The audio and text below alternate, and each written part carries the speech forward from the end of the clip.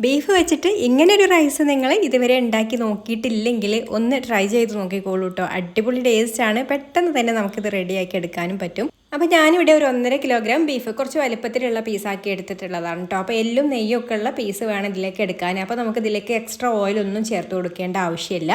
പിന്നെ ഒരു തക്കാളിയും 2 പച്ചമുളകും പിന്നെ ഒരു 8-10 അല്ലി വെളുത്തുള്ളിയും 1 ഇഞ്ച് വലുപ്പത്തിലുള്ള കഷ്ണം ഇഞ്ചിയും കൂടെ മിക്സിൻ്റെ ജാറിലേക്ക് ഇട്ട് കൊടുത്തിട്ട് ഇതുപോലെ ഒന്ന് അരച്ചെടുത്തതിന് ശേഷം നമ്മൾ നേരത്തെ ഒരു ബീഫ് കുക്കറിലേക്ക് ഇട്ട് കൊടുത്തിട്ടുണ്ടല്ലോ, അതിലേക്ക് ചേർത്ത് കൊടുക്കാം.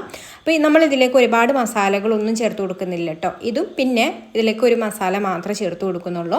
പാകത്തിനുള്ള ഉപ്പ് ചേർത്ത് കൊടുക്കുക. എന്നിട്ട് നമ്മളിതിലേക്ക് അറബിക് മസാലയാണ് കേട്ടോ ചേർത്ത് കൊടുക്കുന്നത്. അതായത് നമ്മൾ അറബിക് റൈസുകളൊക്കെ വെക്കാൻ ഉപയോഗിക്കുന്ന മസാല. ഞാനിപ്പോൾ ഇവിടെ മജ്ബൂസിൻ്റെ മസാലയാണ് എടുത്തിട്ടുള്ളത്. അല്ലെങ്കിൽ അത് മസാല ഇല്ലെങ്കിൽ നിങ്ങൾ പട്ട, ഗ്രാമ്പൂ, ഏലക്ക അങ്ങനെ ഹോൾ സ്പൈസസും പിന്നെ വലിയ ജീരകം, ചെറിയ ജീരകം, മല്ലി, ഇത്രയും കുരുമുളകും ഇത്രയും കാര്യങ്ങളൊന്ന് നന്നായിട്ട് പൊടിച്ചെടുത്താൽ മതി കേട്ടോ. അപ്പോൾ നമ്മൾ ഒരുപാട് മസാലകളൊന്നും ഇല്ലാതെ തന്നെ നല്ല ഫ്ലേവർഫുൾ ആയിട്ടുള്ള റൈസാണ് റെഡിയാക്കി എടുക്കാൻ പോകുന്നത്.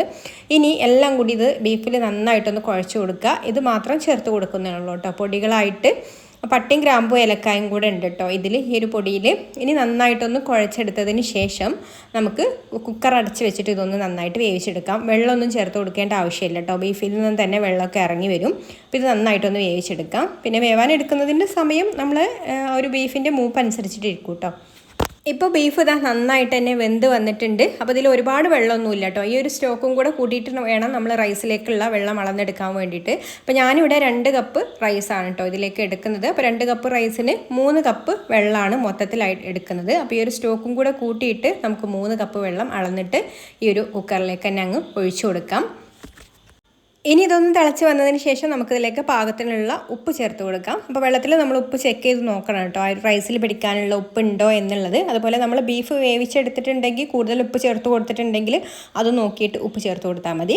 അപ്പോൾ ഉപ്പൊക്കെ പാകമായി നോക്കിയതിന് ശേഷം അതേപോലെ നന്നായിട്ടൊന്ന് തിളച്ച് വരുന്ന സമയത്ത് ഞാനിവിടെ ബസുമതി സെല്ല റൈസാണ് കേട്ടോ എടുത്തിട്ടുള്ളത്. അത് 1 മണിക്കൂർ സോക്ക് ചെയ്ത് ഊറ്റി മാറ്റി വെച്ചിട്ടുള്ളതാണ് കേട്ടോ. കഴുകിയിട്ട് സോക്ക് ചെയ്തെടുത്തതിന് ശേഷം ഇതുപോലെ ഊറ്റി എടുത്തിട്ടുള്ള ബസ്മതി സെല്ല റൈസ് ഇതിലേക്ക് ചേർത്ത് കൊടുക്കാം. 2 കപ്പ് റൈസാണ് കേട്ടോ.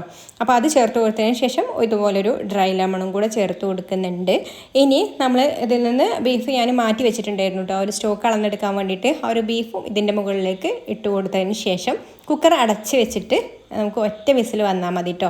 ഒറ്റ വിസിൽ വന്നതിന് ശേഷം പിന്നെ ഫ്ലെയിം ഓഫാക്കാം. എന്നിട്ട് കംപ്ലീറ്റ് ആവിയും പോയതിന് ശേഷം വേണം നമുക്ക് കുക്കർ തുറക്കാൻ വേണ്ടിയിട്ട്. അപ്പോൾ അതാ നമ്മുടെ റൈസ് ഇവിടെ റെഡിയായി വന്നിട്ടുണ്ട്. വെള്ളമൊക്കെ പാകമായി, റൈസ് ഒട്ടൊന്നും ഒട്ടിപ്പിടിക്കാതെ നല്ല കറക്റ്റ് പാകത്തിൽ തന്നെ കിട്ടിയിട്ടുണ്ട് കേട്ടോ. ഇനി നമുക്ക് ഈ ഒരു കുക്കറിൽ നിന്ന് ഇത് മാറ്റാം. അപ്പോൾ നല്ല ഫ്ലേവർഫുൾ ആയിട്ടുള്ള ഒരുപാട് മസാലകളൊന്നും ഇല്ലാത്ത ഒരു റൈസാണിത്. ആ ഒരു ബീഫിൻ്റെ ഫ്ലേവർ നന്നായിട്ട് കിട്ടുന്നുണ്ട് കേട്ടോ. വേറെ നമ്മളിതിൽ എണ്ണയോ നെയ്യോ ഒന്നും തന്നെ ചേർത്ത് കൊടുത്തിട്ടില്ല. ആ ഒരു ബീഫിലുള്ള ഒരു ഫ്ലേവറും അതിലുള്ള ഒരു നെയ്യും തന്നെ ഉള്ളൂ കേട്ടോ ഈ ഒരു റൈസിൽ.